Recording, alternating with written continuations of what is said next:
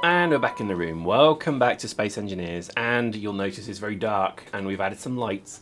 I always think red lights give everything a bit of an interesting gleam, unless it's obviously a lady lit by a red light in a shop doorway, in which case that's something very different. But here we go. Do you know what? One of the funniest things I got when I landed on the planet for the first time in that kind of comical way was I actually forgot that actually there'd be a day-night light cycle with that. I know, stupid, innit? What a stupid pleb I am, because I completely forgot that actually there would be this fact that you'd have to have a light or lit areas and so on. So, you know, really interesting stuff. As you can see, I've had to actually put my ship's lights back on, and I've had to put these lights on the ship to actually, or the drop ship to get the hell around. So yeah, interesting stuff. Look at that. Oh, it just looks so good, doesn't it? It's like something out of the Titanic. Beautiful, crashed, beautiful Titan ship, and it basically needs a jump start to get the hell going again. So let me give you a situation report on this wonderful poor ship. Running out of uranium, running out of materials. I don't have any magnesium left, so you know, ammo is a problem. I can't chop a tree down with a drill, apparently. And as you can see, I'm already starting to kind of look. So you can see a hydrogen engine there has been placed. Hopefully that one day I might have the resources to place it. But you know, things are looking bleak, let's say. Number one issue I have is that I don't have any hydrogen in my jetpack, so getting around is a flipping nightmare. So post in the comments if you know what I mean about that. Plenty of oxygen still, which is a good thing. Again, I don't know how I got that oxygen, but we do have this issue that there's just no hydrogen, so none of my jetpack works, which is a big issue. So fast forward, now we are going to go back to that frozen lake, and we have now fitted a drill on the front of this mighty little ship, and we're going to go and just see if we can just scrape together at the bottom of the barrel some oxygen and some hydrogen, and just so that we don't suffocate, at least in that form. Now we won't anyway, because obviously it's an oxygen planet. But again, I don't know what the issue is. I seem to get in the cockpit and I seem to have an issue.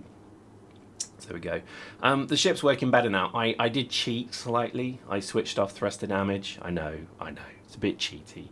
But you know, it's funny enough, all the time I've been playing this game since beta, I never actually use thruster damage. I always switch it off, because for me, I don't know. It seems like it just limits the design slightly. I guess it's more realistic, so if you want to run it with thruster damage, then all power to you. But for me, it's probably not a #1 priority. I'd rather just have it so it's a bit simpler, and it's one less thing to worry about, let's say, which doesn't seem terribly important. So there we go. As you can see, it's early morning. We need to name this planet, I guess, don't we? So I think we shall call this planet Buttdong 7. There we go. This is Buttdong 7. I think that's a perfectly sensible name. Post in the comments other ideas and they will be duly considered. I'd hate to think what the flag would look like that you plant on a planet called Buttdong. But yeah, we'll see. It's probably Mr. Dick Butt, but there we go. Loving the game though, having a huge amount of fun playing it, and I think it's just one of those wonderful pastimes. And let me paint a picture for you. This is a really good example of why these games are important to me, and I have talked about this before, but let me just give you an extra kind of little bit of dusting on the top of the cake. So when you have either school or work or university or whatever it is you do, that you've got to you've got to apply yourself. So you're always kind of applying yourself, and you know everybody wants to do their best, I'm sure. It's just sometimes you can't be asked. But either way, you have an endeavour in your life that brings bread to your table. And what you want to kind of have is then the ability to relax. Now, the way people used to relax, that's certainly from what I remember when I was a young lad, was people would come to the pub. So when I was like, 17, 18, I worked in the local pub. And after work, literally 4:30 to 6:30, you would just see the door flapping open, literally like Kanye West's mouth. And it'd just be with people coming in desperate for that drink before they go back to their wives and get nagged about Sheila at work who hates her and she's out to destroy her. And I think, if you know what I mean, you know what I mean. I'm not being sexist, please don't get me wrong, I'm not being sexist, because the same amount of women would come in as well frustrated from maybe their day's work as well. So what was interesting is that these people would come in and they'd have a bloody good drink, they'd have a good moan. As a barman, I'd do what all barmen do the world over, and I'd pick up a glass, an empty glass, and I'd just start cleaning it with a rag idly. And I'd listen to what they'd tell me. And, you know, I was a young lad at this time, and I'm not that much older now, but I do remember being imparted with so much wisdom with people just saying, you know, you've got to have something in your life that completely takes the edge off.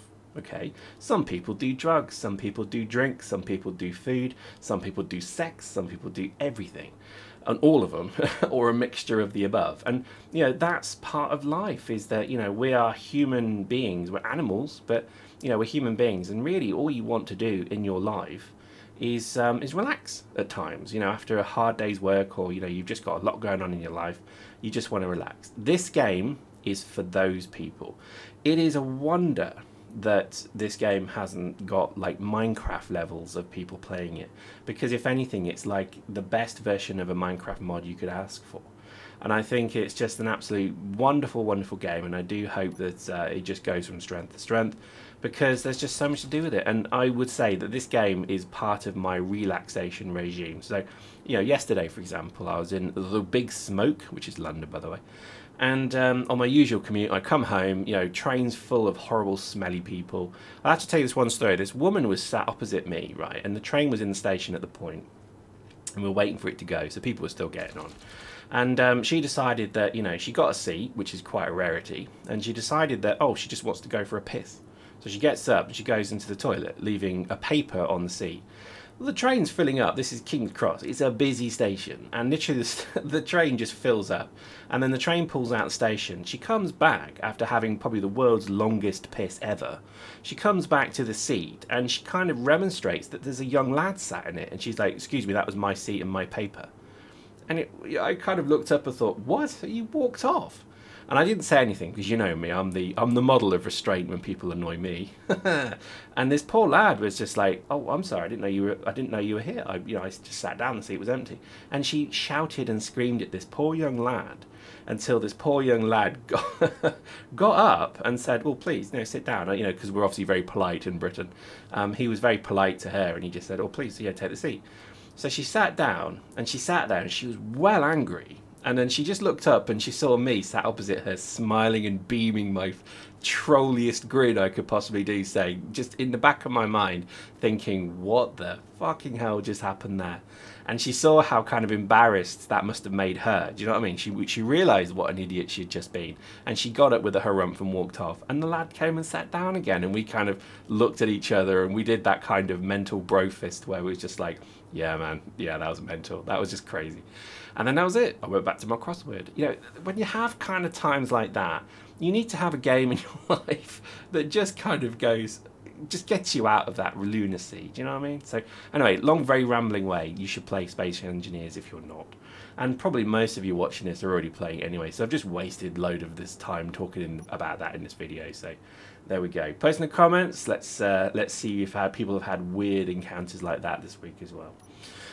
So back to the game. We're now approaching our little frozen glacier lakey thing, whatever it is. And now begins the big challenge, which is to get some oxygen mined. So obviously you do that by mining ice. Obviously you probably all know that better than I, but as you can see there's a little patch of ice there, so we're going to mine that. It would have been nice to have had water dynamics in the game, but let's not be too hasty. I think that's probably a huge amount of work to do, and it's fine that it's all ice at the moment, so you know, I'm not going to complain. But what we need to do now is basically angle the ship so it can mine it. Now, this isn't the most appropriate way to mine ice, I can only imagine. And I'm curious to know how people are going to mine anything on these planets, because you kind of have to mine down, if you see what I mean. So you can, and you'll see it kind of goes all wrong in a minute anyway. So there you go, that's your pre-warning. But what we're going to try and do is effectively mine with the front drill there, and mine this little patch of ice on this beautiful picturesque little lake, which probably leaves a little log cabin and a little smokestack kind of, you know, chuffing away smoke into the ether. And it probably to be based in somewhere nice like Sweden or Iceland or something like that. It feels like it in a way, but then again, probably too many trees for Iceland, I guess. But there we go. So let's just get this out of the way. We save because I am so nervous of losing this thing. I know that's a bit cheaty. In fact, I've not actually used the save yet, so don't hate me too much. Because I wasn't too sure if this is how you're supposed to do it.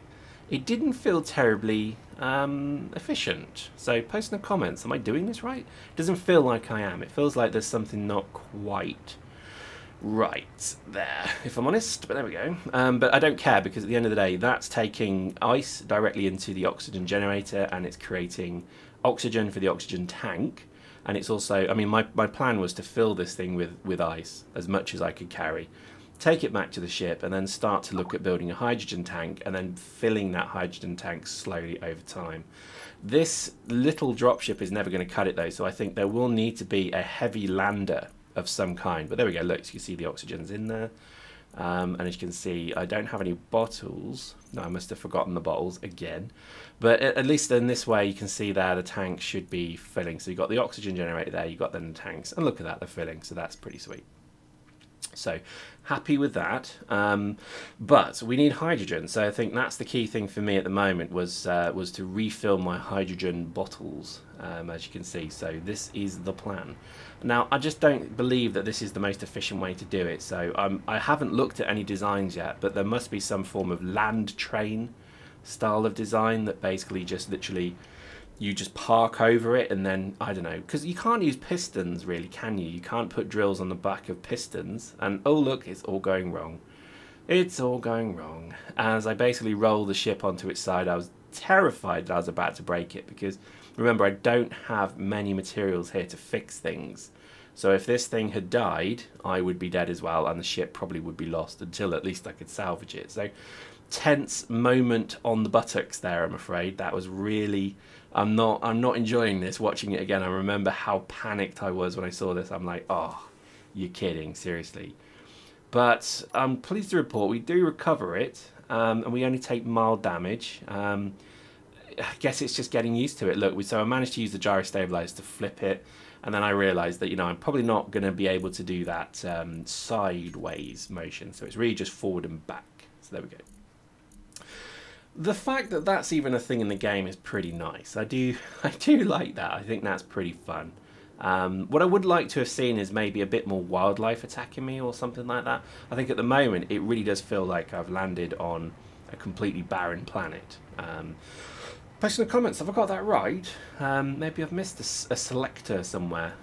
Definitely set to hostility, because yeah, I do get meteorites, but that's it. I've not been attacked by any of the cyber dogs. I've not been attacked by anything crab-like or anything like that, which I kind of like the thought of. I love the idea of this being like Starship Troopers, where you just have a wall, a great big fecking wall, and you just have then turrets shooting things as they come near it. I really, really like that idea, and I'm hoping that, in fact, that's probably what we'll build. We'll build a base on the ground, just because I think you're going to have that, you know, and it's probably going to be right here where there's a lot of ice and resource. So maybe what we'll do, as I choke, is we'll actually build a base on the ice. Maybe that's what we'll do. I don't know if it's possible, but maybe that's tomorrow's action for us to have a go at. Because if you're near the ice, then you're going to have that constant supply of hydrogen as well. So actually, as I'm kind of talking this through, I'm realizing actually what a really good idea that would be, to use the center of the lake as kind of like a flat area to build on, and just have it basically as a hydrogen farm. So I can then have this kind of launch pad, I guess. And that's probably what it's going to end up as. You can have a huge launch pad just to get that ship off the ground. But part of me, and I'll be honest with you, part of me is thinking maybe not trying to recover the SquadB flagship, is maybe just literally salvaging it and seeing what I can do with it. Now, I did have a second idea, which is if it's too difficult to build hydrogen engines, I'm going to put wheels on it. And I'm very slowly going to drive it here. You're laughing, I know, because you're probably realizing that that's well, what you're probably laughing at is I don't realize how much of an impossibility that is.